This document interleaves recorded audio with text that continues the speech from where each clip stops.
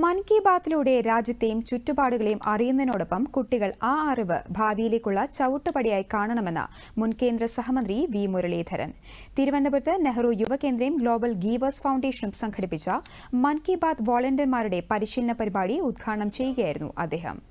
രാജ്യത്ത് നടക്കുന്ന വിവിധ കാര്യങ്ങളെ സംബന്ധിച്ച്, ലോകത്ത് നടക്കുന്ന വിവിധ കാര്യങ്ങളെക്കുറിച്ച് മനസ്സിലാക്കാനും അറിയാനുമുള്ള ഒരു അവസരം ഉണ്ടാകണം എന്നുള്ള ഉദ്ദേശത്തോടുകൂടിയാണ് ഈ ക്വിസ് കോമ്പറ്റീഷൻ സംഘടിപ്പിച്ചിട്ടുള്ളത്.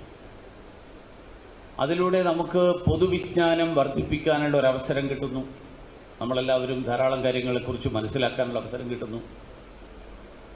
ആ പൊതുവിജ്ഞാനം വർദ്ധിപ്പിക്കാനുള്ള അവസരത്തോടൊപ്പം ഒരുപക്ഷെ ഈ കൂട്ടത്തിൽ ആരെങ്കിലും, ഈ തിരഞ്ഞെടുക്കപ്പെട്ടുള്ള കുട്ടികളിൽ ആരൊക്കെ ഇതിനു മുൻപ് ഡൽഹി പോയിട്ടുള്ള ആൾക്കാരുണ്ട്?